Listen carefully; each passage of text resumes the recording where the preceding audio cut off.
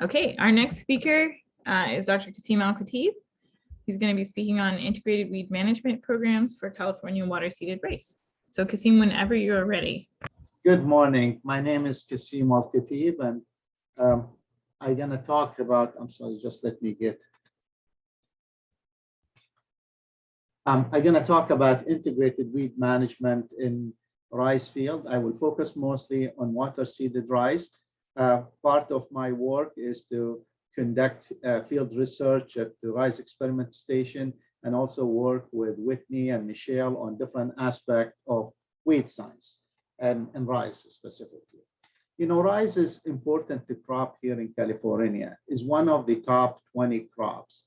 We grow about 400 to 500,000 acres, mostly in Sacramento Valley, some in the Delta, like what Michelle was saying. Rice brings to the economy of California about $900 million, and 50% of what we produce here in California goes to the export market. 25% goes to Japan, 25% goes to South Korea, Taiwan, Turkey, Middle East, and even South America. The average cost of a production is about $1,500 per acre. Big chunk of that goes to weed management. You know, like herbicide program in rice can cost about somewhere between $200 to $300, depend on the weed infestation, depend on the the intensity of the weed and so forth. And the cost of a production here in California is relatively larger than the cost of a production in the South. However, we produce 20% more yield here in California per acre compared to the South. Our rice here is a specialty rice. We grow medium and short grain rice. So it's a specialty rice. Everything goes to sushi. Every time you eat sushi, it's coming from California rice. Now, when we think about rice production, weed is considered a major problem in rice production.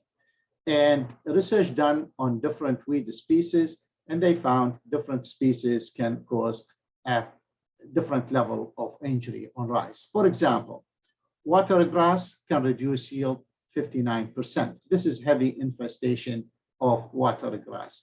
Breaded springletop is less competitive than watergrass, and it can cause 36% yield reduction. Duck solid at 21%. Collectively, if they exist in one field at heavy pressure, they can cause significant yield reduction. At some time, you can lose the entire crop if you don't do anything about weeds. Now, when you think about weeds, the first 2 weeks after planting, weed will come up with the rice. Generally, you don't get yield reduction if you do the treatment 2 weeks after a treatment.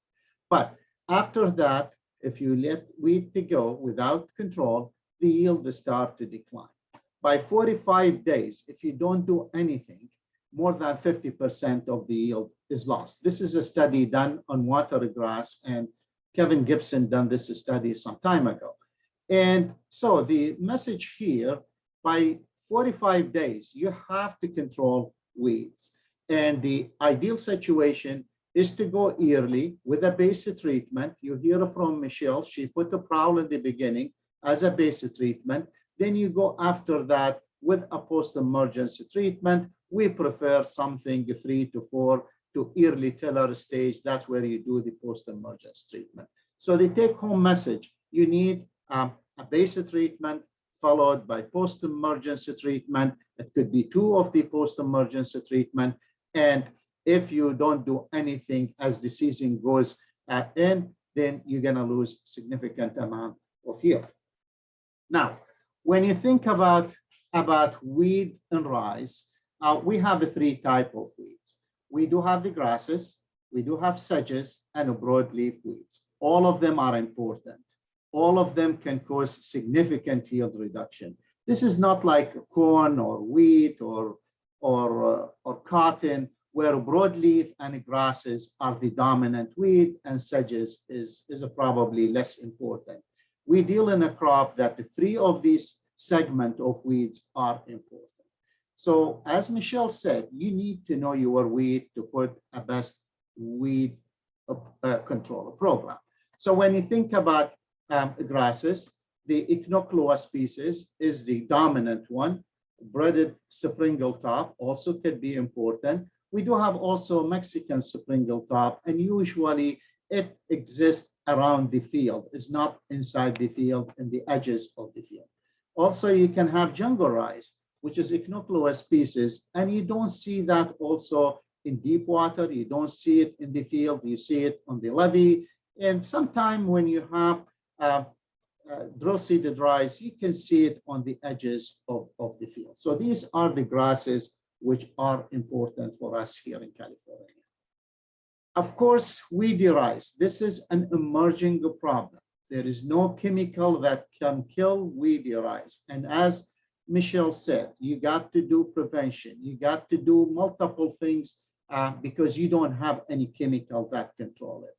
And probably I'm not going to focus a lot on weedy rice, but I want to alert everybody about weedy rice because this is emerging a problem that can explode and cause a damage to our cropping system.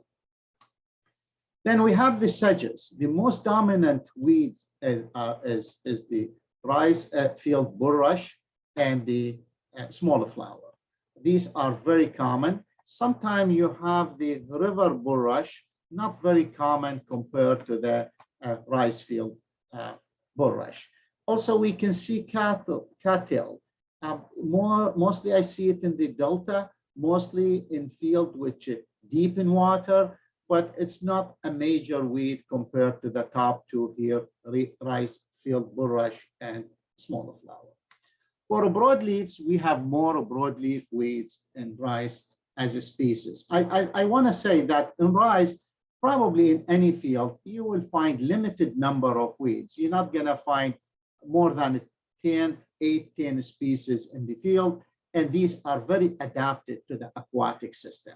For broadleaf weeds, we have a few more than sedges and grasses. The common one is duck salad and red stem, and also monocoria, the arrowhead. You see the water hyssop, not widespread as the other, and also the water plantain. You see it once a while, not very common. It's mostly in deep water, you see that.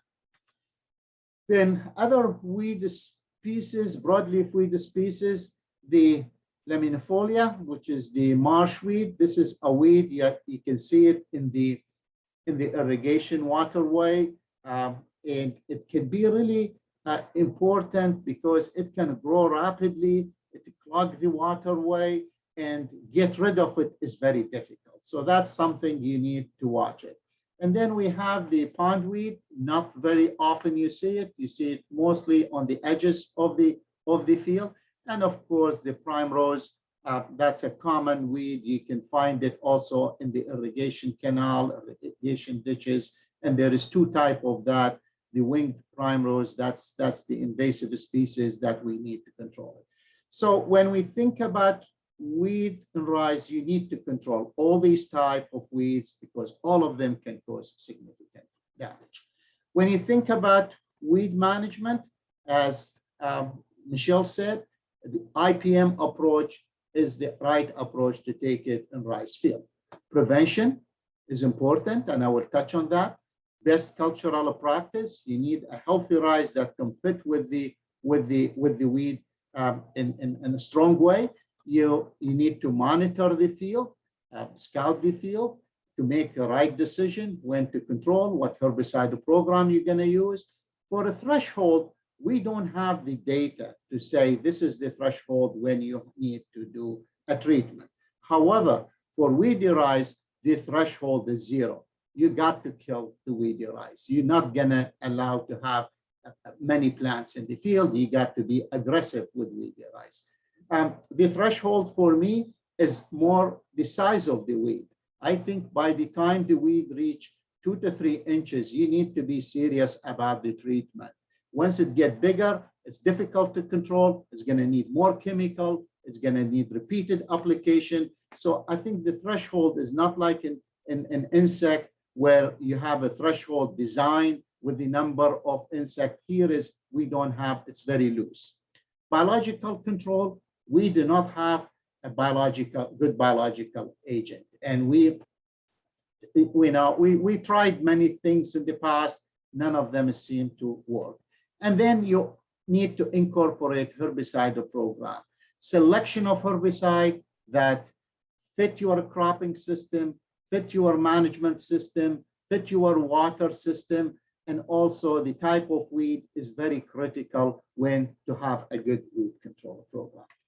So for prevention, you need to use certified seed. For weedy rice, you need a clean seed, zero red rice. For barnyard grass and others, it's 0.01%. That's the limitation. So clean certified seed is a critical when it comes to weed control. Clean equipment. Michelle talked about that. It's very critical, especially when you need move equipment from field to field. You know, if you do a harvest, you start with the clean field and move to the dirty field. Don't start with the dirty field and move to the clean field, because you're gonna move weed seed with that. Clean water and control weeds on the levees, because this could be a source of seeds to your field. So there are a lot of things you need to do to prevent the problem. And this is a cheap way to do it. This is an easy way to do it. Tillage is important, especially when you have overwinter rhizomes or chromes of perennial weeds. You work the ground, let them sit on the surface so they dry and die. So it's a good way to have a head start on the weeds. Leveling. You need to level the field with some slope in the field to allow movement of the water. If you leave the field unlevel, the high spot in the field will be an island for grasses. The low spot in the field will cover the weeds with water. And then when you do a post-emergence treatment, you're not gonna have a contact between the herbicide and the weed. So leveling the field is very important to secure a good control. You need also to have certain slope in the field. And why is that? Because you need to bring the water quickly. And if you do a pinpoint treatment, you need to drain the weed and quickly do the herbicide treatment, then they bring the weed, they bring the water again. So you don't allow weeds to emerge after that. Straw incorporation. I think it's good in the winter time, if you can, to leave the straw on the surface, because with weed seeds, then it can be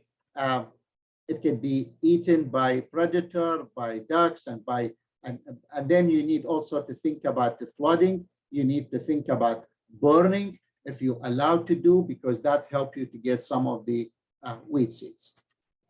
Now, rotation. We don't rotate often in rice. We go rice after rice. And Michelle talked about resistant weeds.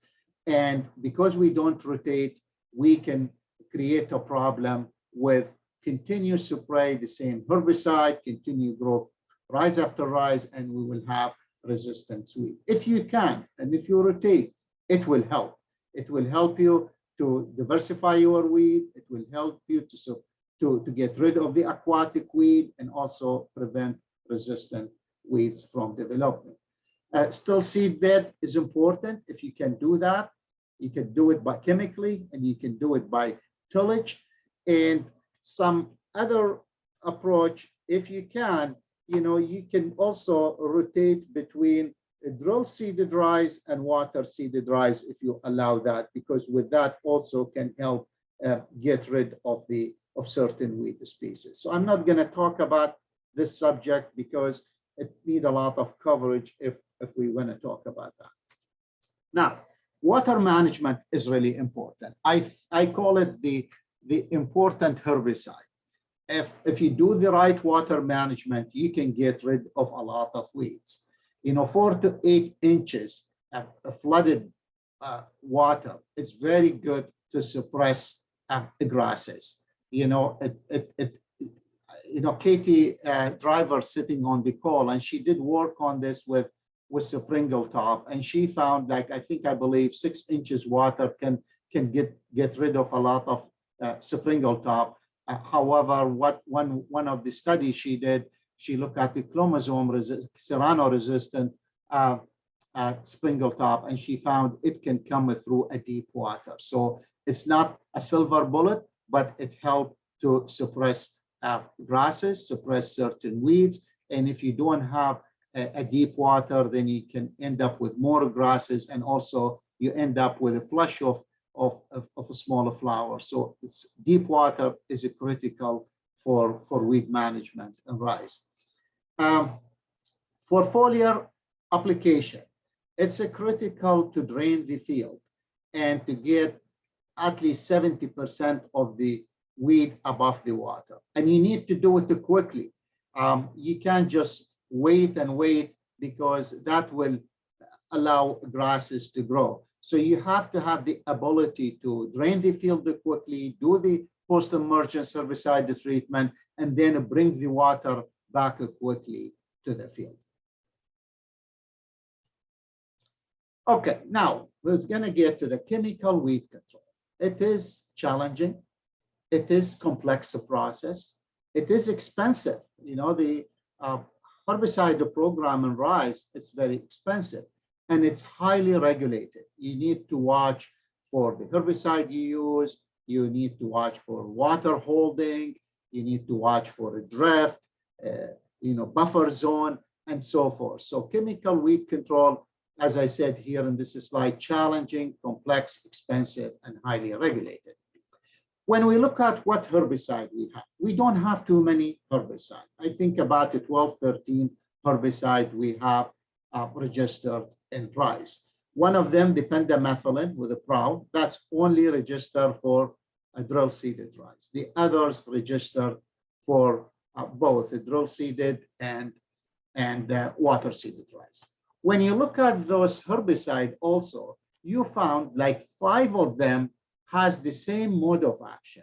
So I think the point here for you that we don't have too many mode of actions available for us in rice. We have the ALS inhibitor, we have the HPPD herbicide, which is that's a bute, is mixed with ALS inhibitor.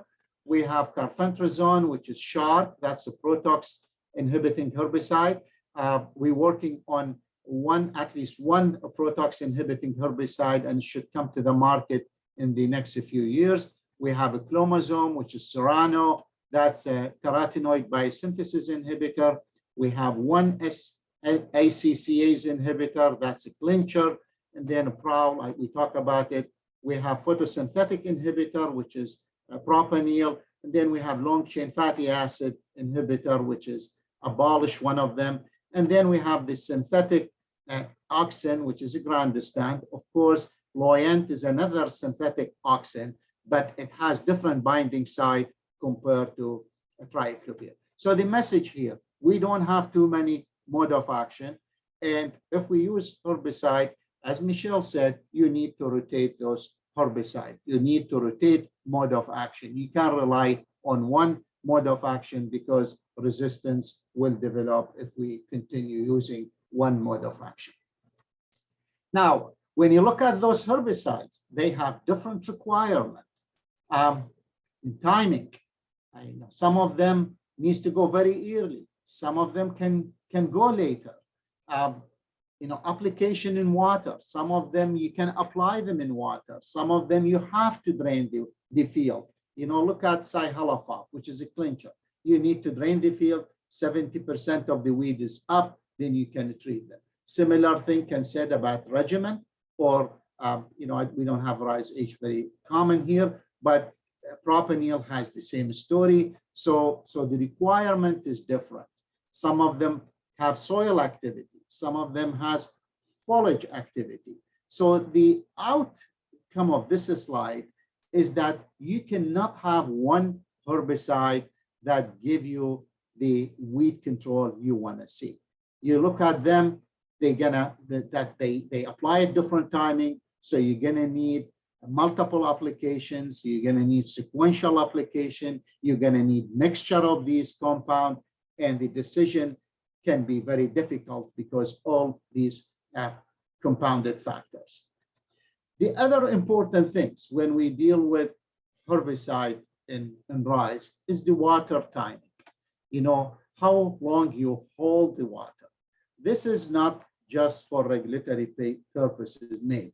This is not made only because we worry about water go to the river. This is also made to achieve the maximum weed control. So if a bute label say keep it for 14 days, you need to keep it for 14 days from a regulatory standpoint to get rid of the chemical in the end before you release the water and may go to the river, but also give you the best control if you have that holding period of time. You need also to look at the pre-harvest interval. When is the last time you can apply the herbicide? Most of the label has a flexibility on that, and you can wait and apply late in the season, but we don't have a concern here because some of the herbicide going to be applied close to the harvest. Re-entry period, there is re-entry for herbicide application, and it varied 7 days for abolish, 48 hours for grandstand, and that's another factor you need to look at it when you use these herbicides. Now I get to probably one of my last slides. One of the challenge we have in rice is herbicide resistant weeds. You know, we deal with system where we don't have too many mode of action herbicides. We do not do rotation often, and we don't have a ways to do mechanical control. This is once the rice in the field, there is no way you can do any mechanical control except rugged. And these conditions, and then another factor I would add to that, because of the cost of herbicide, you know, in rice, the cost of herbicide is high, and some people try to shave the rate and use lower rate. Because of all of these, we have a problem with herbicide resistant weeds. You know, you look at this diagram, and if you see gray color, mean that herbicide does not work on these weeds. If you see a green color, mean that herbicide control these weeds. If you see light green, that means the herbicide has activity, but it's not great on these weeds. But also you see I have a red dots in the middle. That means we do have resistance to that herbicide in this species. If it's yellow dots, mean it has some resistance, but it's not widespread. So when you look at this, we do have resistance for almost every weeds we have, for every herbicide we have, except the shark. We don't have a resistance confirmed. We have some less sensitive species, but we have not confirmed a resistant species. Also, we don't have resistant species to grandstand, and we don't have resistant species for a prowl. These are the one we don't have a resistant weeds for that. The rest, we do have resistance, and sometimes we have resistance for multiple herbicides. We work with biotypes that has resistance for 5 different mode of action. So for weed management, you know, we said you need to rotate your herbicide program, but also you need to confirm if you have resistance to that to any herbicide. We do have a program we offer. It's a free of charge to growers and PCA in rice, where they can send us a seed sample, and we will test the seed sample for them for resistance. We usually receive these samples in October, early November. We're getting late, but if you have sample, we can test it if you send it right away. And we will test it for the resistance to all herbicide label on that weed species. And before the season start, we give the farmer or the PCA the results of our testing, not to tell them what resistance they have, but also to tell them what other herbicide can work on that species. And this program is very popular. And as I said, if you have weed seeds, you want us to test it, we will be happy to do that for you. Now, in conclusion, my suggestion, be aggressive with weeds. Don't try to cut the rate. You got to go after them with a full vengeance of all different methods available to you. Applied herbicide to young and actively growing weeds. Use different mode of action, rotate different mode of action, use multiple mode of action, and do not get locked in a standard herbicide program. Some people, they like it. They say, oh, this herbicide has worked very well. I'm going to continue doing that. Well, if you can continue doing that, you're going to end up with resistance. So you need to think about rotate the program, as Michelle said earlier. If you have several fields, you got to recognize these fields are different. Weed species different, soil is different, and probably the weed control program needs to be different. Don't have one weed program to all the fields you have. And use IPM approach, like what I discussed with you and what Michelle is saying. And if you can rotate the crops, do that. It makes a lot of sense to rotate the crops. I know the physical conditions. I don't know. I know that sometimes it can be done. But if you have the opportunity to do that because it has great impact to reduce resistance and also reduce weed pressure in the field. And I think with that, I'm going to stop and open it for questions if you have any questions.